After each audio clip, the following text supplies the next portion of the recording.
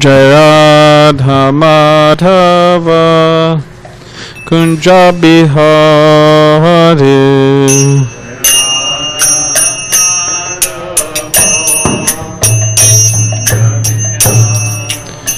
Jaya Radha Madhava Kunja Bihari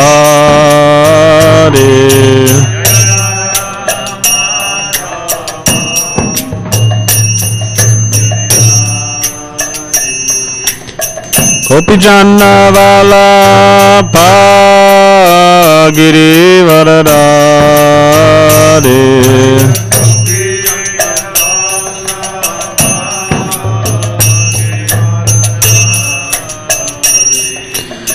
Gopijana Vallabha Giri Varadari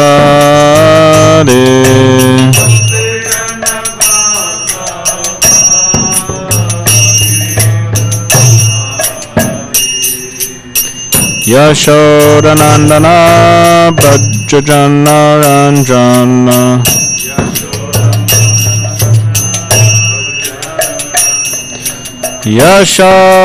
Yashodanandana Bhajjana Ranjana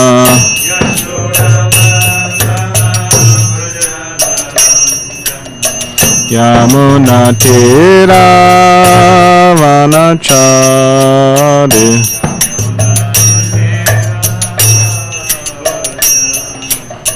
Yamuna Tira Vanachari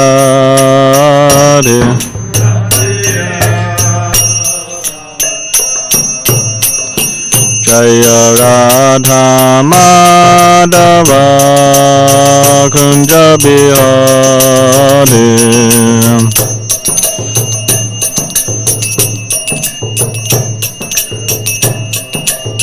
Jaya Radha Madhava Kunja Bihari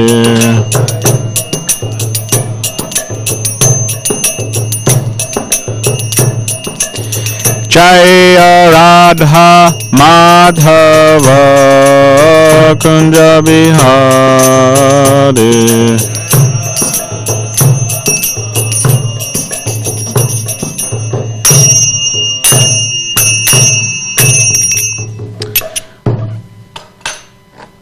Jam Vishnupad Paramahamsa Parivrajacharya Ashtottara Shatashi Srimad Savangesh A.C. Bhaktivedanta Swami Prabhupada Ki Jai Grantaraj Srimad Bhagavatam Ki Jai. All glories to the assembled devotees, all glories to the assembled devotees, all glories to the assembled devotees, all glories to Sri Guru and Sri Gauranga. Om Namo Bhagavate Vasudevaya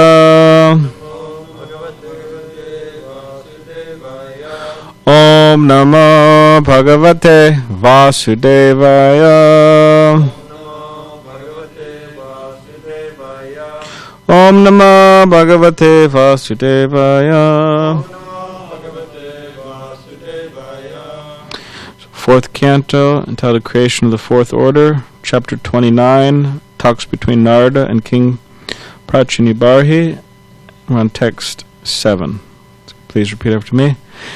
Brihad Balam Mano Vidyad Ubaya Indriya Nayakam Panchalaha Pancha Vishaya Yanmadye Navakam Puram Brihad Balam Mano Vidyad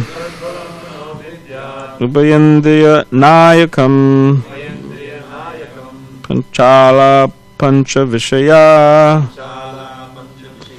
Yanmadye Navakam Puram Brihad Balam Mano Vidyad Ubayendriya Nayakam Panchala Pancha Vishaya Yanmadye Navakam Puram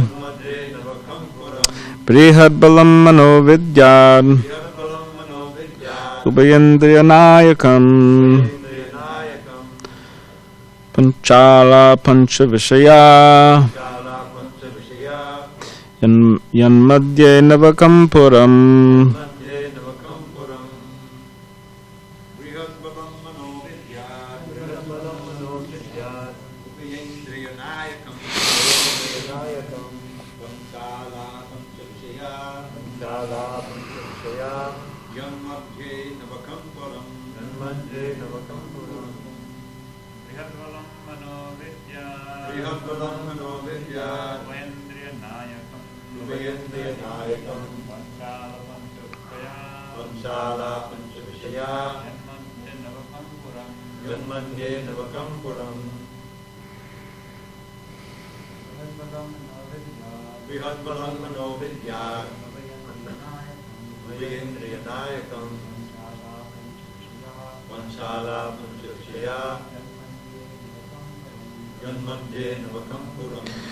Okay, word by word.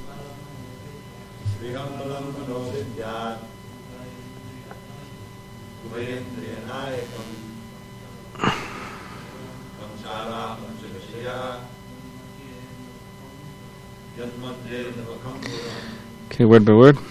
Brihat Balam, very powerful. Manaha, the mind. Vidyat, one should know. Ubhaya Indriya, of both groups of senses. Nayakam, the leader. Panchalaha, the kingdom named Panchala. Pancha, 5. Vishyaha, sense objects. Yat, of which. Madhye, in the midst. Navakam, having 9 apertures. Puram, the city. Translation and commentary by His Divine Grace, A.C. Bhaktivedanta Swami Prabhupada. The 11th attendant, who is the commander of the others, is known as the mind. He is the leader of the senses both in the acquisition of knowledge and in the performance of work. The Panchala kingdom is that atmosphere in which the 5 sense objects are enjoyed. Within that Panchala kingdom is the city of the body, which has 9 gates. Purport. The mind is the center of all activities and is described here as Brihad Bala, very powerful. To get out of the clutches of Maya, material existence, one has to control his mind. According to training, the mind is the friend and enemy of the living entity. If one gets a good manager, his estate is very nicely managed. But if the manager is a thief, his estate is spoiled. Similarly, in his material conditional existence, the living entity gives power of attorney to his mind. As such, he is liable to be misdirected by his mind into enjoying sense objects. Srila Ambarish Maharaj therefore first engaged his mind upon the lotus feet of the Lord. Savaya Mana Krishna Padaravindayo. When the mind is engaged in meditation on the lotus feet of the Lord, the senses are controlled. This system of control is called yama, and this means subduing the senses.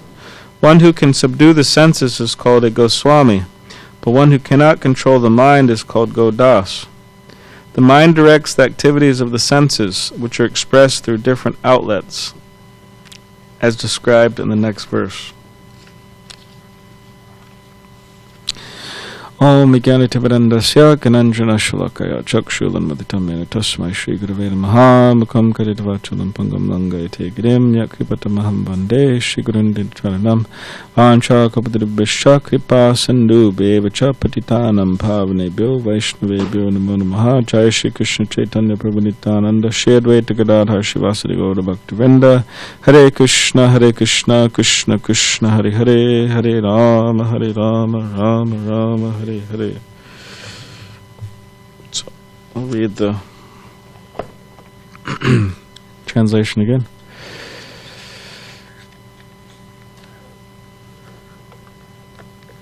The 11th attendant, who is the commander of the others, is known as the mind. He is the leader of the senses, both in the acquisition of knowledge and in the performance of work. The Panchala kingdom is that atmosphere in which the 5 sense objects are enjoyed. Within that Panchala kingdom is the city of the body, which has 9 gates.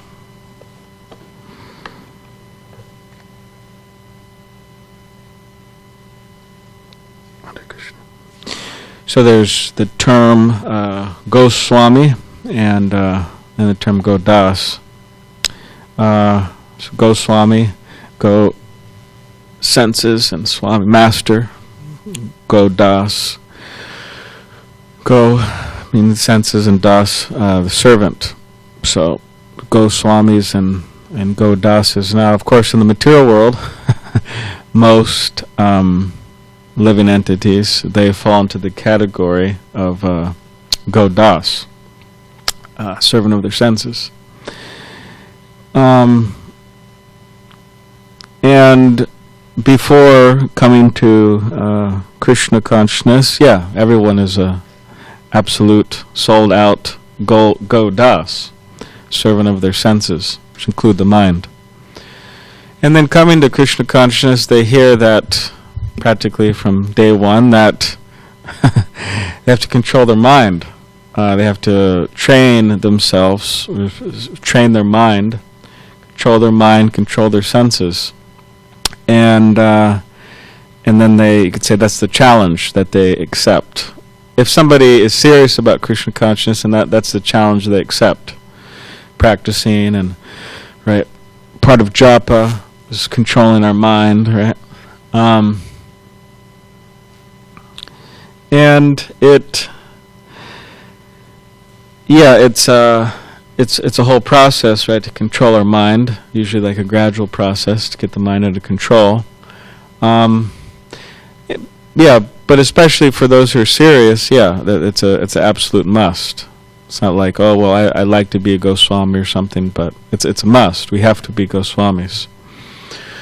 And like, for example, with initiation, okay, no chanting 16 rounds every day, and no eating of meat, fish, or eggs, no intoxication, no gambling, no illicit sex. So this is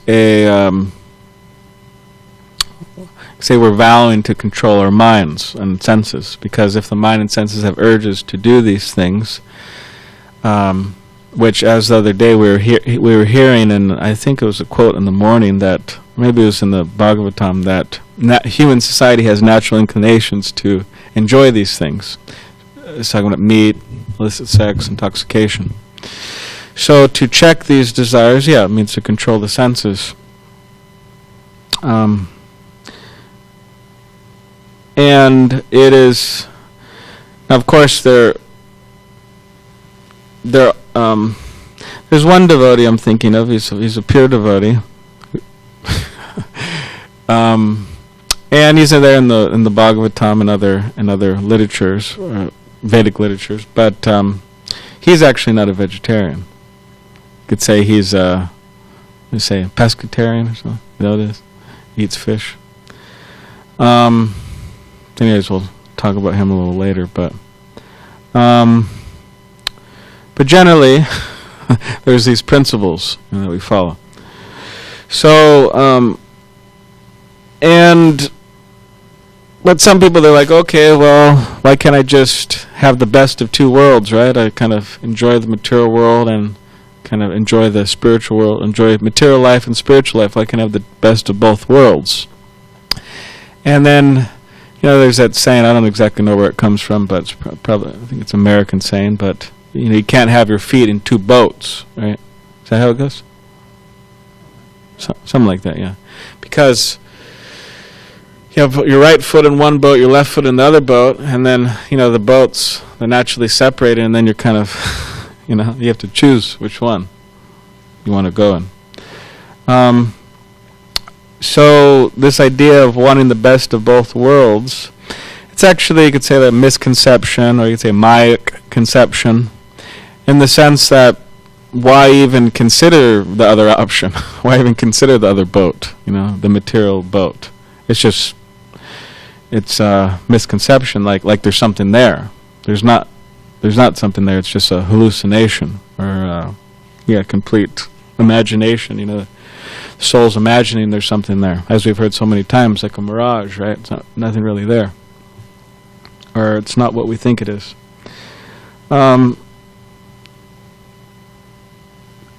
So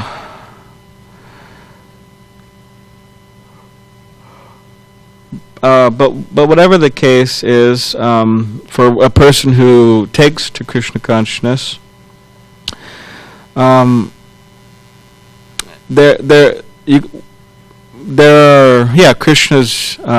always trying to guide us in the form of Paramatma, super soul within the heart, right? He is guiding us. What's that verse in the Bhagavad Gita?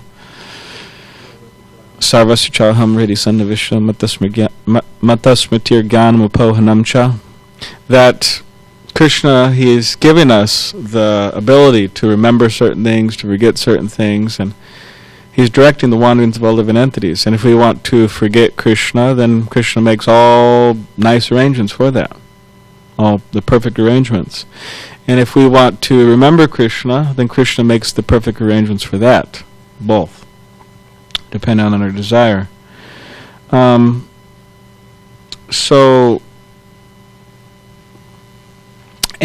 we could say that especially for those who surround themselves with, in this association of devotees, Krishna makes special arrangements for to take care of those individuals, and also to see that they progress, see that they make progress. And also in the form of the spiritual master, who's the external manifestation of Paramatma, Super Soul. It is also the business of the spiritual master to be very mindful and careful, and to always be thinking and practically helping the disciple make progress in so many different ways. So those arrangements are there. Now, of course, how we interact with Vaishnavas, there's different, we get different results. Just like in the Chaitanya Charitamrita, that one, we were talking about this other day, but that one so-called Brahmin who was critical to Haridas Thakur, and Haridas Thakur was making a claim that by chanting the holy name even once, you could get liberation. The Brahmin was saying, no, and he was saying, if this statement is proven to be untrue, your statement, Haridas Thakur, then your nose is going to fall off, right? Or no, he said, I'm going to cut off your nose. It was kind of violent Brahmin, right? So-called Brahmin. So then Haridas Thakur was always very calm and peaceful, and he didn't take it seriously. But then sometime later, that so-called Brahmin, his nose fell off due to leprosy. And it said his toes, they started melting away, and his finger, and it was a really terrible situation. And it said, and in the Chaitanya Bhagavat, Sri Chaitanya Bhagavat by Vrindavan Das Thakur, it says that Haridas Thakur didn't take any offense. Like, he didn't take it seriously. But Krishna, it says that Krishna directly caused that reaction to happen to this so-called Brahmin. It was a direct, wasn't, material nature or anything, it was Krishna. And it wasn't Haridas Thakur either, cursing this so-called Brahmin. So we could see that, dealing with Vaishnavas in a way which we're not supposed to, there's reactions. And you say Krishna's perfectly arranging these reactions to happen. Just like our Garuda, right? Sri Garuda, who is the one I was talking about, the pure devotee who, eats fish. Anyways, so he was doing that. He was, getting his breakfast or lunch or whatever it was, and Sarbara Muni, who was meditating underwater, which was, very wonderful, powerful feat, and from many angles of vision, it was quite going underwater and meditating for a long time. I thought it was like thousands of years or something. So he's meditating, and then he heard somehow that Garuda was coming and catching fishes and catching fish and eating them. And Sarbara Muni, he started feeling compassion for the fish. And then he just went to Garuda and he said, if you come back here and you do this again, I'm going to curse you to die. So this was offense. I mean, he was really offensive, really, think of Yamuna, right? This was happening in the Yamuna. Shakyamuni Muni was meditating in the Yamuna River, Vrindavan. So then, it said that due to that offense, and this also happens at the Chaitanya Charitamrita with Ramchandra Puri and what is it? With his spiritual master Ishvara Puri, Madhavendra Puri. Madhavendra Puri, Ramchandra Puri, and Ishvara Puri. Yeah, Ishvara Puri served his spiritual master Madhavendra Puri very faithfully, and Ramchandra Puri, there's a whole pastime in Chaitanya Charitamrita that he had offensive mentality towards him. And it said from that offensive mentality towards his spiritual master, gradually material desires entered his heart, and became a dry speculator and a critic of all, right? Or as devotees like to say, fault finder? Finding fault. So Sarva Muni, after this offense towards Garuda, it said that material desires entered his heart, which he was there for thousands of years, meditating, and he wasn't some ordinary Joe. He was this great yogi, but material desires entered his heart from that offense, Vaishnava Aparad. And then what happened is he saw two fish copulating, and he became sexually disturbed. He became agitated, and then he just in his mind became uncontrolled, and he just rushed out of the river. And of course, he was all looking very, wrinkled up, and he went to try to marry some woman, and they kind of freaked.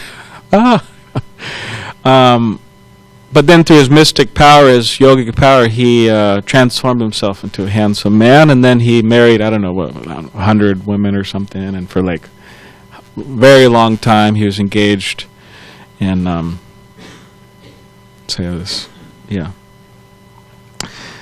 So he gave up his yogic, his meditation, due to this offense to Garuda. So if we're dealing with Vaishnavas, if we're dealing with devotees, and in offensive ways, then material desires will enter, and that will make it more difficult to control our mind. The very powerful mind, right? It says right here. What does it say? Bala. It says Brihad Bala, very powerful. Brihad Bala, very powerful. Difficult to control. But then on the other hand, if we associate with devotees, if we're trying to serve them, there's different ways of serving devotees, so many different ways. Some devotees, they get into kind of hospice care, right? They're serving devotees at the last stages of their life. Anyways, there's so many ways to serve devotees. If we're serving devotees, then the opposite will happen. The spiritual desires will become stronger and stronger and stronger, and become easier to control our mind. The Brihad Bala mind will become easier to control. And there's examples of, in other words, we'll get the mercy of Krishna or Chaitanya Mahaprabhu. And there's this devotee in Chaitanya Charitamrita. I always wondered about his name. Maybe we could investigate his name, but I think his name is Kali Das with a long A. But I wondered about that. Why Kali? What is that? Durga, yeah. Okay, I guess Kali Das. So anyways, there's this devotee, and he's very greedy. Not materially, but spiritually very greedy. And he said he went to all the Vaishnavas' house in Bengal.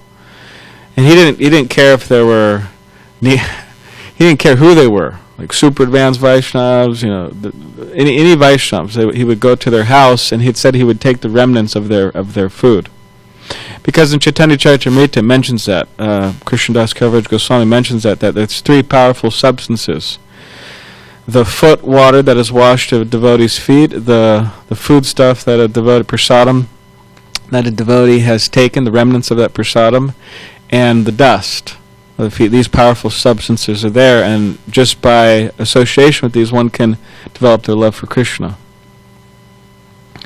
So he understood this, and he was going all over. And then he went to one devotee's house, Jadu Thakur's house, which we have our Jadu Thakur from San Diego. Unfortunately moved to Mexico, but he's there in Rosarito, but he's named after him, Jadu Thakur. And Jadu Thakur, him and his wife, so this Kalidas, he went there and he said, "Oh, Jadu Thakur, here's some nice mangoes. Please take them and offer them, and then and then I'll have the remnants. Please give me the remnants." So then Jadu Thakur said, "No, I can't do that, and I can't give you my remnants. I'll accept the mangoes, but I can't give you my remnants, because I'm not a Vaishnav." In essence, he was saying that. Or no, he was saying that, I think he was claiming he was a Shudra or something. So then Kalidas said, well, a Vaishnava is beyond all that. A Vaishnava is beyond Shudra, Kshatriya, Vaishnava. A Vaishnava is a Vaishnava. They've transcended all of these things. They're not considered like a laborer or Brahmin, an intelligent class. Vaishnava is beyond all these things. So then Jadu Thakur said, yes, that's true. A Vaishnava is beyond all these things, but I'm not a Vaishnava. So he was saying that you can't have my remnants. So then it said that they were speaking outside apparently, and then Jadu Thakur, he walked back into his house. So then Kalidas said, okay, fine, you take the mangoes and no problem, So then Jadu Thakur walked back in the house, and it said that this Kalidas, he got all where Jadu Thakur was walking, all the footsteps, he was taking that dust and putting it on his head. So then Kalidas, he was waiting outside the house. So Jadu Thakur and his wife, they offered the mango, had the mango, honored the mango, and then biodegradable. So they got the skin, they got the seed, and they threw it outside their window. And then who was there? Kalidas was there. And he got the remnants. So he was doing that all over Bengal. And then it said Chaitanya Mahaprabhu, he said he was outside of the Jagannath temple, but there's a place where devotees would wash their feet outside of the temple. So it said that Kalidas, Chaitanya Mahaprabhu, was once washing his feet there, and Govinda Das was there, and he was guarding the water. Chaitanya Mahaprabhu didn't want anybody to get the water. So, also another thing about this, Bhakti Siddhanta Saraswati Thakur, and I think it was in Mayapur,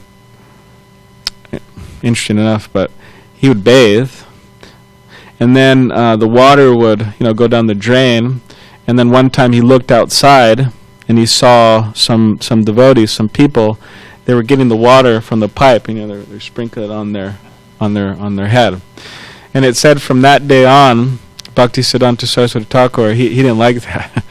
So from that day on, it said that he bathed kind of like in some tub, and then they gathered the water and poured it at a distance and made sure nobody got it. So, anyways, that's in that above a book from Bhakti Vikas Swami. So Chaitanya Mahaprabhu, he didn't want anybody to take this water. So Govinda Das was making sure that no one was taking the water. But then all of a sudden, who showed up? Kalidas. So he showed up, and perfect time, perfect place. And then he extended his hand, and he got 3 sips of water from this Chaitanya Mahaprabhu's foot water. So then Chaitanya Mahaprabhu stopped him, but Chaitanya Mahaprabhu was pleased with him, and he allowed him to do that based on his service attitude, service mood, his humility towards all the Vaishnavas in Bengal. So he got the mercy of Chaitanya Mahaprabhu in that way. So, and we have one devotee, he was telling me his story. He said that there was one Swami, famous Swami, still famous in ISKCON. He would see him outside the SanDiego temple here. And apparently, according to this account. There used to be like a place, a little faucet, and devotees would sometimes wash their feet there and this and that. And this Swami, he was getting this water and drinking it, early in the morning before Mangalarti. No one was, seeing him do that. So then this devotee asked this Maharaj, "Oh, Maharaj, what are you doing there?" And he said, "Oh, I'm taking this, this water that is come in contact with, Vaishnavas, and this is the most powerful substance in the universe. So I'm taking this, to get some mercy." So then this Maharaj, he dared this devotee. He said, "I dare you to drink this water every day for 1 month. See what happens." So this devotee, he accepted the challenge. He's in a bit of Kshatriya mood, so he accepted the challenge. So he's drinking it every day. And at the time, this devotee, he was a devotee. You could say he was kind of, engaged in other activities, which, like whatever, having a girlfriend and this and that, and so many different things were going on in his life. So then after that month, it said he lost everything. He lost his girlfriend, he lost his, car and job and this and that, and everything just kind of materially went wrong.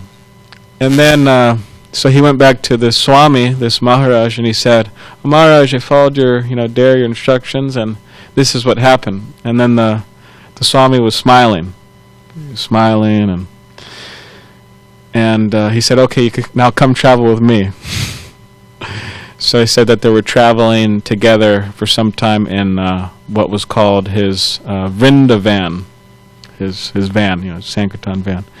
So this person was, Swami was His Holiness Radhanath Swami, and the devotee was our Yudhishthir, Prabhu, big Yudhishthir.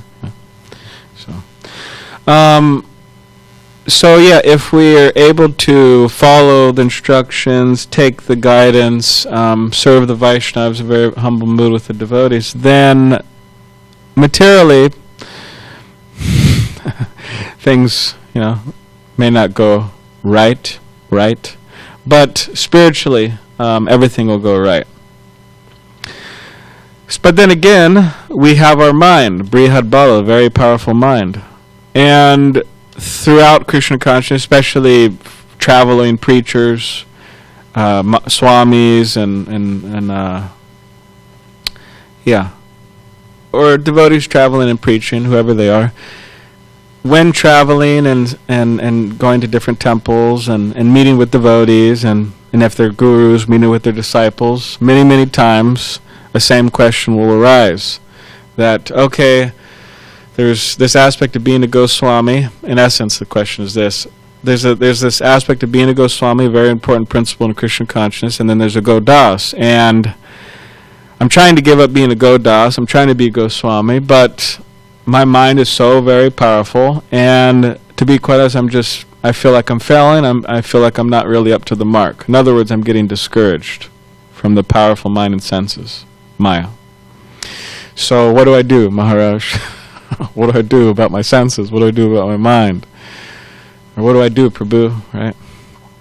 So there's some very encouraging words. Of course, the whole Bhagavatam is very encouraging, but in the Srimad Bhagavatam, later in the Bhagavatam, and Krishna is speaking to Uddhava in the Uddhava Gita in the 11th canto, chapter 20, text 27 to begin with, and there's a few verses dealing with this subject. So this is what Krishna says here.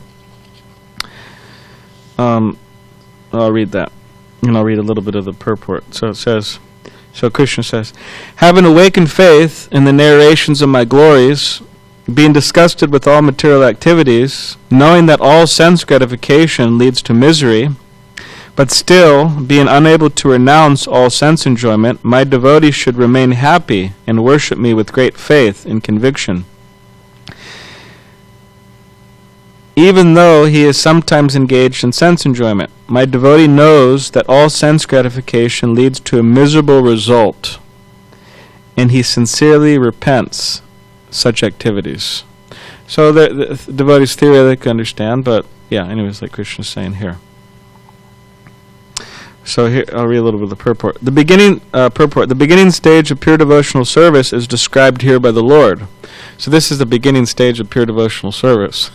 May not sound like that, right? It's kind of struggling, but it's a beginning stage of pure devotional service. A sincere devotee has practically seen that all material activities lead only to sense gratification, and all sense gratification leads only to misery. And thus a devotee's sincere desires to engage 24 hours a day in the loving service of the Lord Krishna without any personal motivation. The devotee sincerely desires to be established in his constitutional position as the Lord's eternal servitor, and he prays to the Lord to elevate him to this exalted position. The word anishvara indicates that because of one's past sinful activities and bad habits, one may not immediately be able to completely extinguish the enjoying spirit. The Lord here encourages such a devotee not to be overly depressed or morose, but to remain enthusiastic and to go on with his loving service. The word nirvana indicates that a sincere devotee, although somewhat entangled in the remnants of sense gratification, is completely disgusted with material life and under no circumstances willingly commits sinful activities. In fact, he avoids every kind of materialistic activity. The word kaman basically refers to sex attraction and its byproducts in the form of children, home, and so forth.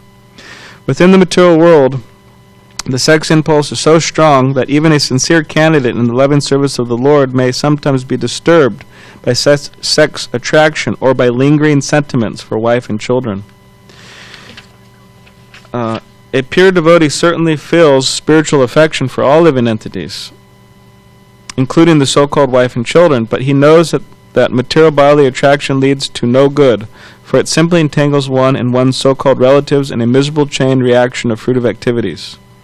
The word dridha nishchaya, steadfast conviction, indicates that in any circumstance a devotee is completely determined to go on with his prescribed duties for Krishna. So in any circumstance, the devotees are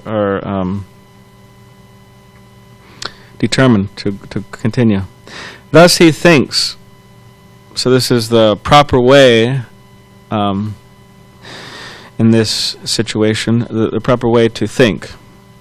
By my previous shameful life, my heart is polluted with many illusory attachments. Personally, I have no power to stop them. Only Lord Krishna within my heart can remove such inauspicious contamination. But whether the Lord removes such attachments immediately or lets me go on being afflicted by them, I will never give up my devotional service to Him. Even if the Lord places millions of obstacles in my path, so millions. Sometimes, we got like 1 or 2, 3, a few obstacles, but millions here. Even if the Lord places millions of obstacles in my path, and even if because of my offenses I go to hell, I will never for a moment stop serving Lord Krishna. I am not interested in mental speculation and fruitive activities. Even if Lord Brahma personally comes before me, offering such engagements, I will not be even slightly interested. Although I am attached to material things, I can see very clearly that they lead to no good, because they simply give me trouble and disturb my devotional service to the Lord. Therefore, I sincerely repent my foolish attachments to so many material things, and I'm patiently awaiting Lord Krishna's mercy. So the purport goes on for some time, but we could stop there, and if devotees want to read on the free time, but it's 11th canto, chapter 20, text 27, and there's a few more verses following that in the same light. So yeah, there's it could be discouraging sometimes dealing with the mind, but Krishna's saying here we shouldn't be discouraged. We shouldn't be overly depressed or morose, but we should continue with great determination, and gradually things will become clearer and clearer, and let's say work out more. So. All right, does anybody have any... Yes, Ramapati Prabhu? You have the mic? Maybe I could repeat too. In regards to there was a whole incident of Brahman and Vaishnava in Midnapur.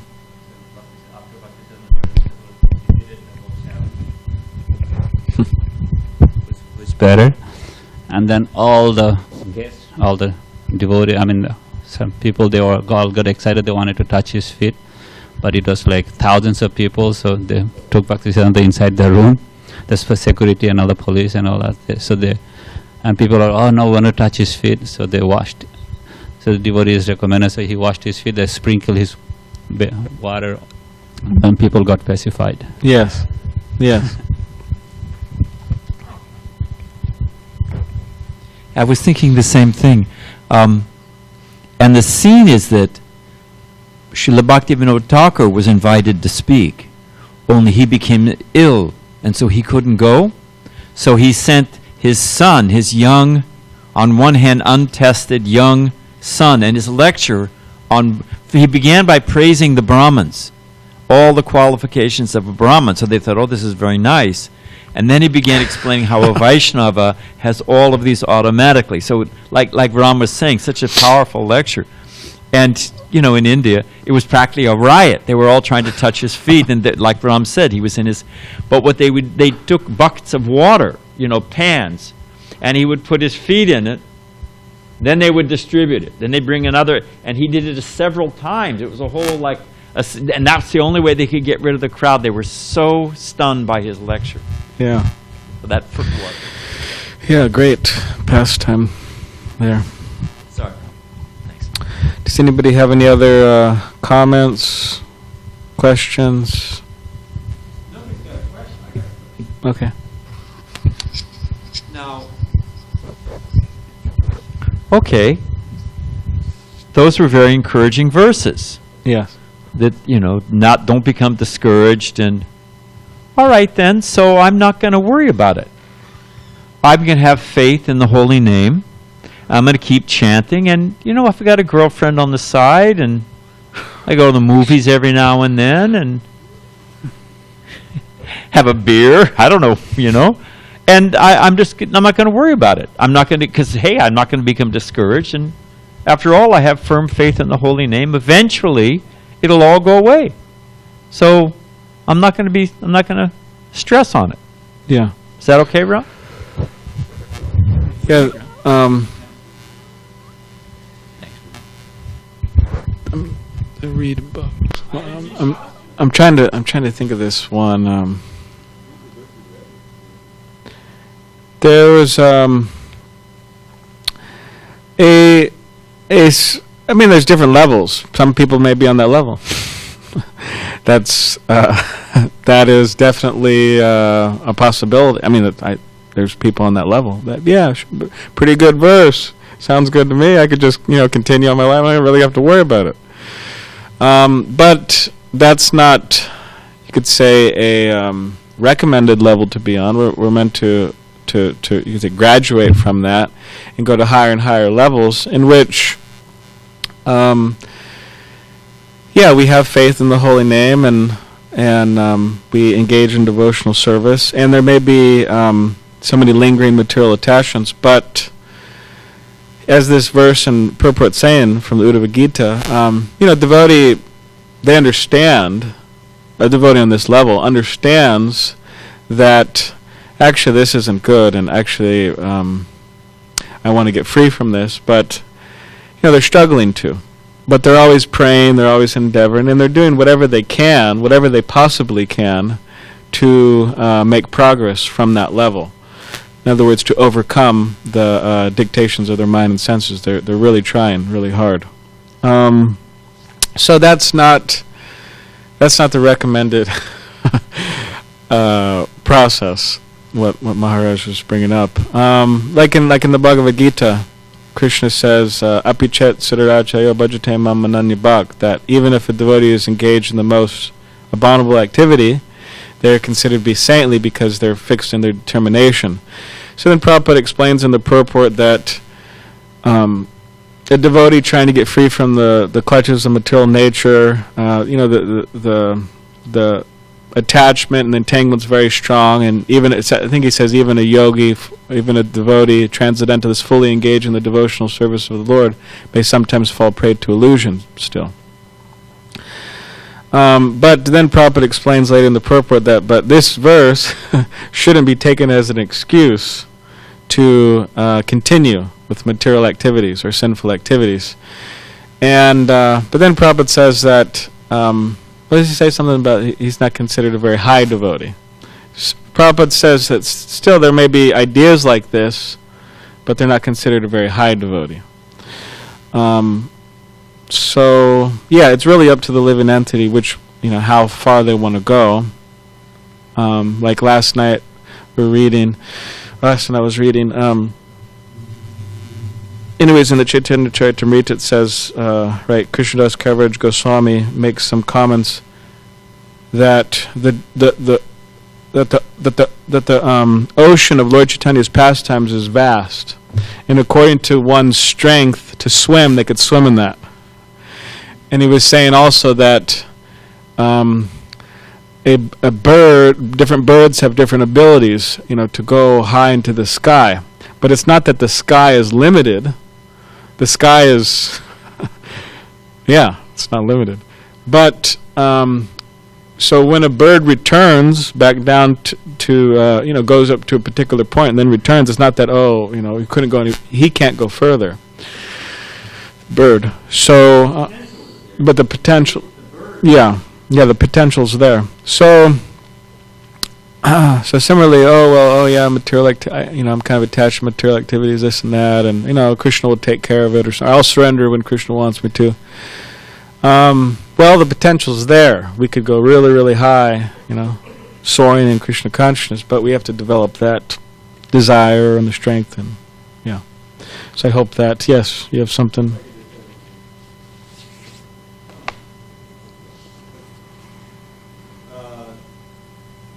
The verses you read from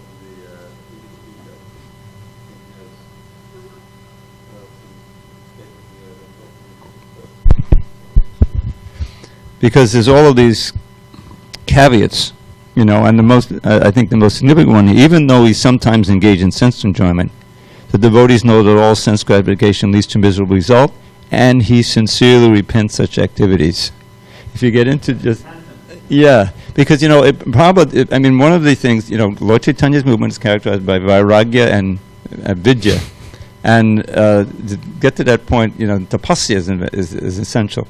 Prabhupada would often translate that as austerity and penance, although the pure word, Hiranyakashipu didn't have any penance, he just had austerity, but for a devotee, there's that penance, meaning it's repentance.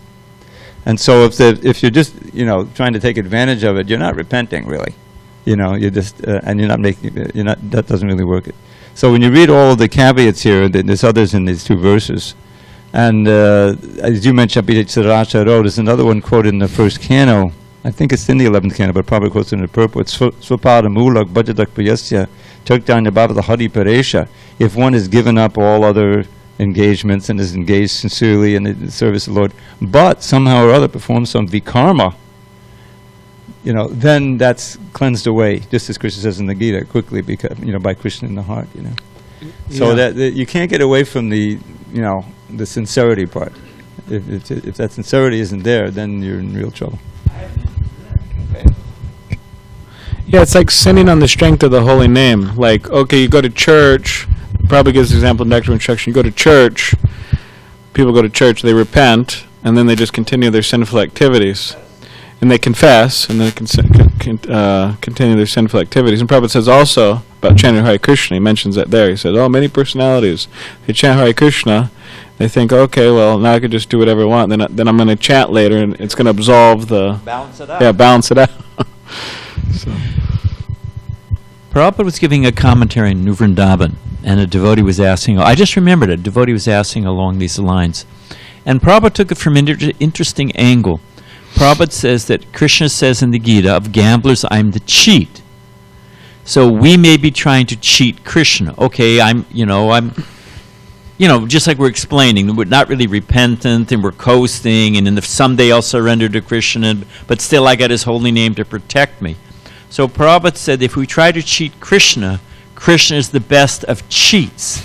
So just like drinking the water, and the devotee wasn't really planning on the person, but lost his girlfriend, lost his car, lost his job. Hari, one takes away. So we can't really, go into a poker match with Krishna, because Krishna's the best. And if we try to cheat Krishna out of his love, he'll trick us, he'll, whatever it will be. He'll take away our material attachments, he'll send us off to Siberia. Who knows what Krishna can do? And then Prabhupada said, and if you think you can cheat Krishna, and then someone said, but Prabhupada, you're more merciful than Krishna. And then Prabhupada said, yes, I'll forgive you once, I'll forgive you twice, and then Prabhupada said, the third time I take off my shoe. So if you try to cheat Krishna or the devotees, you're not going to win. Yes. They're going to, because they want to save you. And if you got somebody, I'll finish with this. One summer, I worked as a lifeguard, pick up a little cash, right? So, and one of the, sometimes when someone's drowning and you swim out there to save them, they completely freak and they grab onto you. And then you can't swim, because they're wrapped around you, and you're both, especially if there's big waves and a riptide and all that stuff, you're in a serious spot. You'll notice a lifeguard, they've got that float, they always have a float, whatever, And what you have to do is just smack them. You have to just smack them and flip them around. And then you give them the float, and they grab onto the float. Then you're free to swim. Then you tow them in with the float. There it is, So sometimes to save us, if you're trying to cheat Krishna and we're not taking the process, or we're just staying, like we said, not a very high level and we're not advancing, sometimes Krishna, okay, once, twice, 3 times, then he'll just give us a good smack. Yeah. So you can't cheat. Yes. All right. Yes. Very good note. All right. Granted, Srimad Bhagavatam ki jai. Srila Prabhupada ki jai. Thank you, Prabhupada. Wonderful class.